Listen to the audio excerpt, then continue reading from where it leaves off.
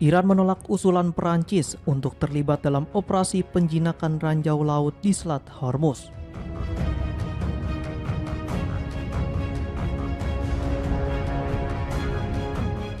Teheran menilai keterlibatan negara lain berpotensi memicu provokasi dan memperburuk situasi keamanan di jalur pelayaran strategis tersebut.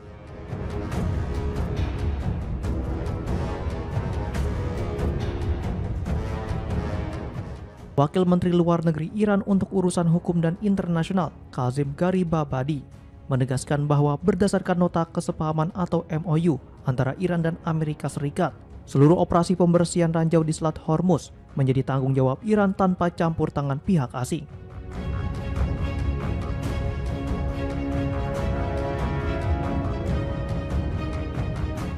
Garibabadi menyatakan Iran tidak akan mengizinkan adanya pengaturan paralel maupun keterlibatan negara lain dalam pelaksanaan operasi tersebut.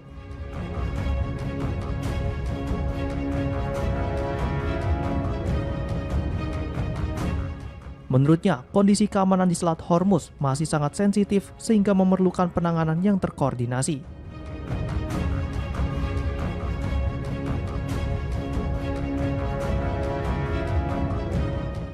Sikap Iran muncul setelah Presiden Prancis Emmanuel Macron mengumumkan melalui media sosial bahwa Prancis dan Oman sepakat bekerja sama bersama sejumlah mitra untuk mendukung operasi penjinakan ranjau di Selat Hormuz.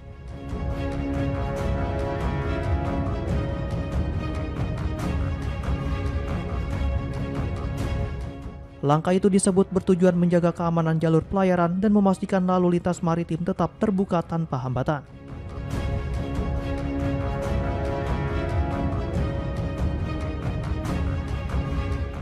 Pernyataan Macron disampaikan setelah pertemuannya dengan Sultan Oman Haitham bin Tariq dalam kunjungan resmi ke Perancis.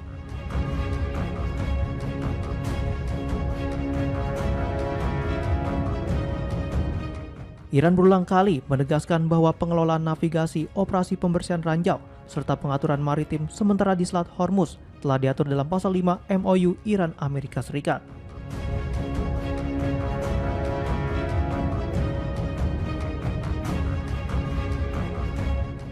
Sebagai negara yang berbatasan langsung dengan selat tersebut, Iran menegaskan seluruh pelaksanaan operasi tetap berada di bawah koordinasinya.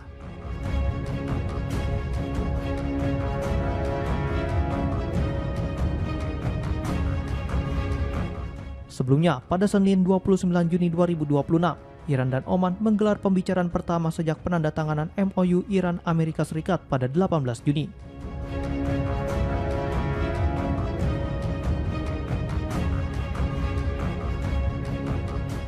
Pertemuan tersebut menjadi awal pembentukan mekanisme kerjasama terkait pengelolaan Selat Hormuz.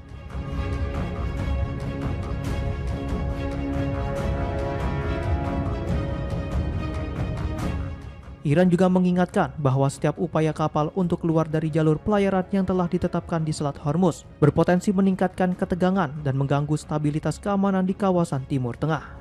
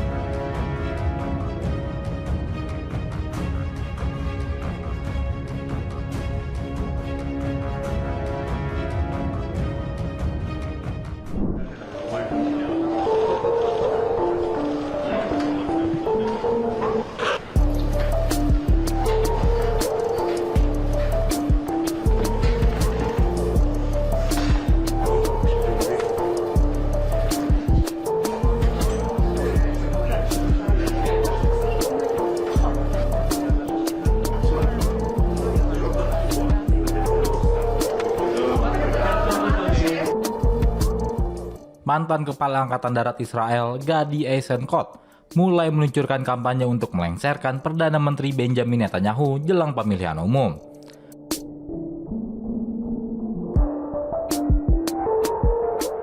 Empat bulan sebelum pemilihan digelar, Eisenkot memulai kampanye yang tendensius dan berupaya menggeser posisi Netanyahu.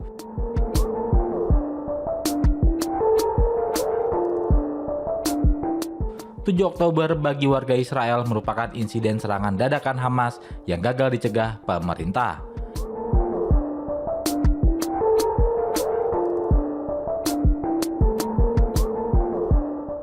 Netanyahu membalasnya dengan meluncurkan agresi brutal ke jalur Gaza, Palestina, dan membuat Timur Tengah membara.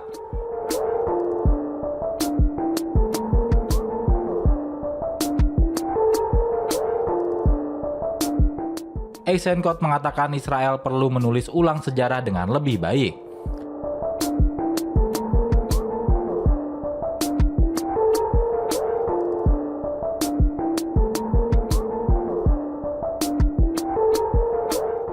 Dia juga yakin di bawah kepemimpinannya nanti, negara ini akan menang melawan musuh-musuhnya.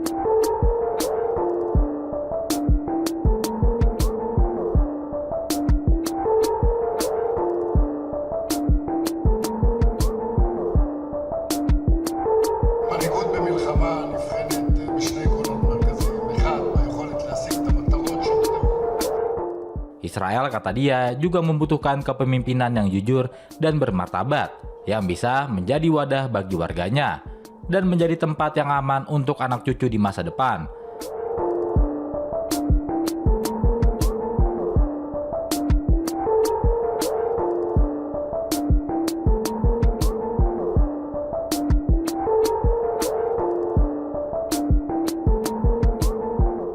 Eisenkot dan partainya, Yashar, menuai popularitas berkat kritik tajam dia ke Netanyahu terutama soal kebijakan terkait jalur Gaza.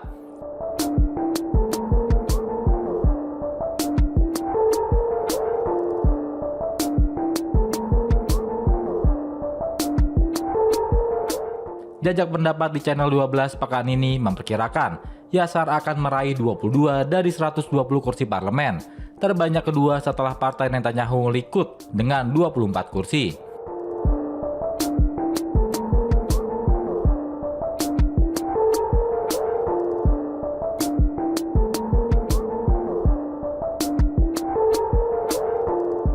Nama Eisenkot mulai dikenal publik Israel usai anaknya Gal dan 2 keponakannya tewas dalam pertempuran di jalur Gaza.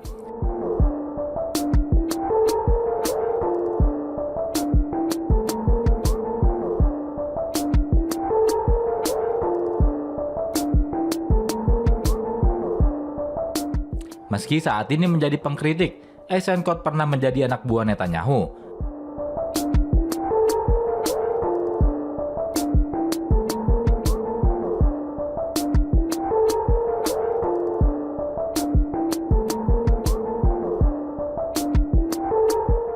Dia tercatat sempat duduk di kursi kabinet perang pada Oktober 2024 hingga mengundurkan diri pada Juni 2024.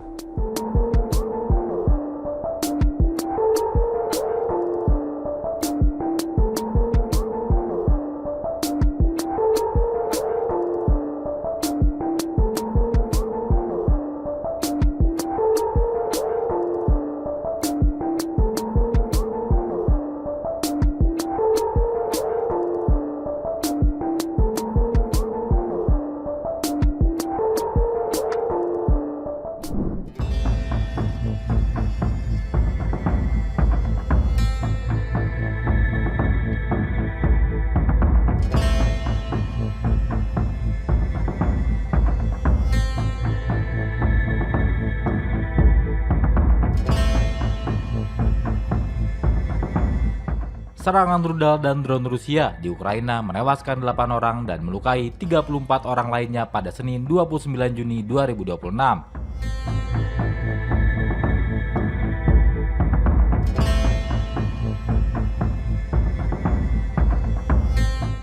Presiden Ukraina Volodymyr Zelensky mengutuk serangan mematikan tersebut. Zelensky mengatakan setidaknya 5 orang tewas dan 28 terluka dalam serangan rudal Rusia di kota Dnipro.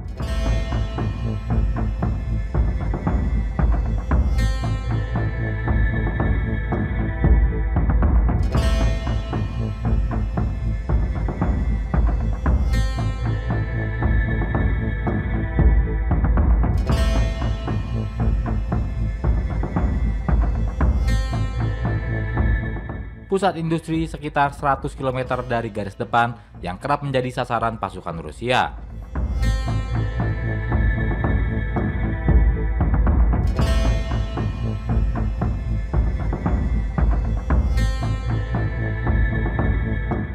Gubernur regional Alexander Hanza mengatakan salah satu korban tewas adalah seorang gadis berusia 13 tahun.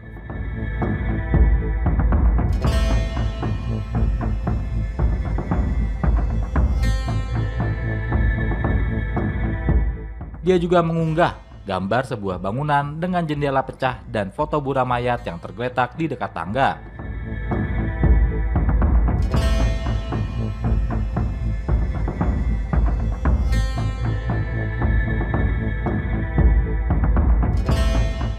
Selain di Dnipro, 3 orang tewas dan 6 lainnya terluka dalam serangan drone di Zaporizhia.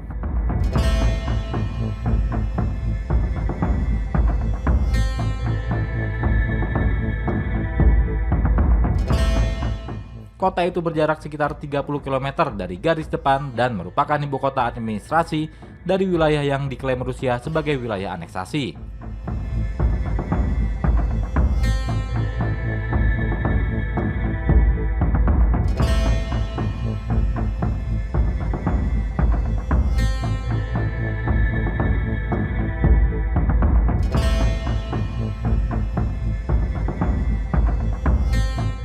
Presiden Ukraina juga mengatakan Rusia meluncurkan serangan di wilayah Sumy, Odessa, Chernihiv, Kherson, dan Kharkiv.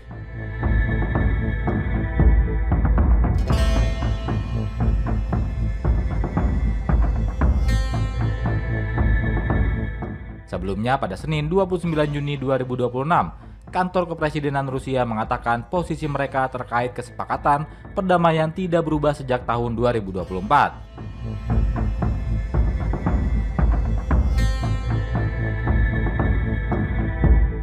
Saat Presiden Vladimir Putin mengatakan bahwa pasukan Ukraina harus mundur dari 4 wilayah yang menurut Rusia adalah wilayahnya sendiri.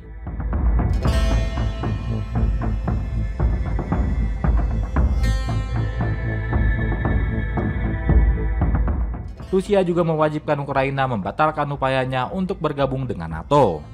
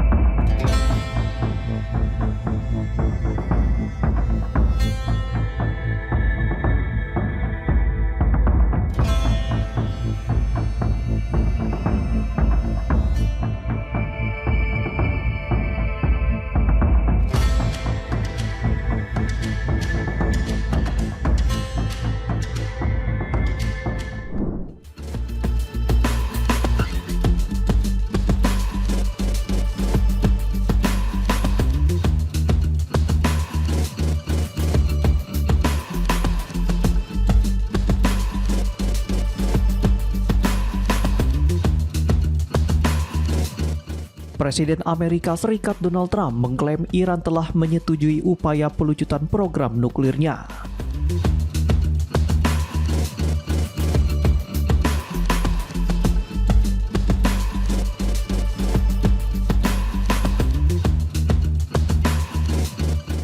Menurut Trump, isu tersebut akan menjadi agenda utama dalam pertemuan antara pejabat Amerika Serikat dan Iran di Doha, Qatar pada Selasa 30 Juni 2026.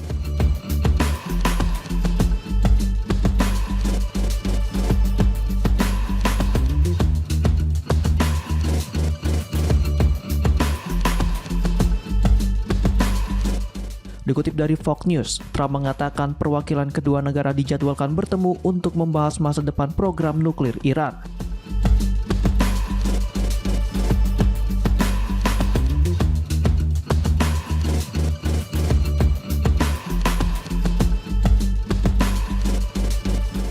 Dirinya kembali menegaskan bahwa Washington tidak akan membiarkan Teheran memiliki senjata nuklir.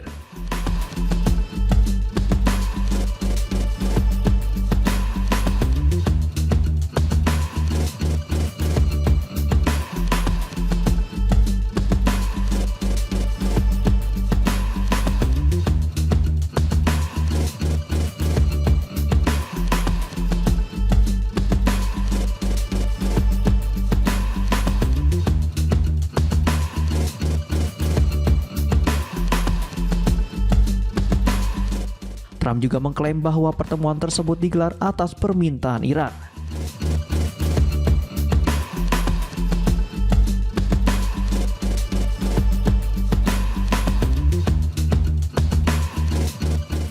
Untuk menghadiri agenda itu, Amerika Serikat mengirim utusan khusus Gedung Putih Steve Witkoff serta penasihat Gedung Putih Jared Kushner. Namun, pemerintah Iran membantah pernyataan Trump yang menyebut telah tercapai kesepakatan terkait program nuklir.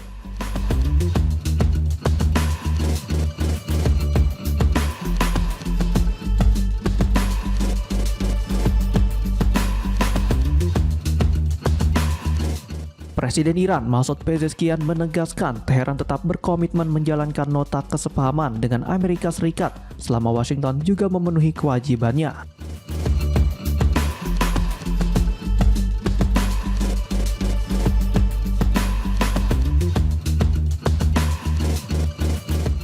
Dirinya menambahkan Iran akan tetap mengedepankan pendekatan yang rasional dalam menghadapi tekanan dan ancaman, namun tidak akan ragu mengambil langkah tegas apabila diperlukan.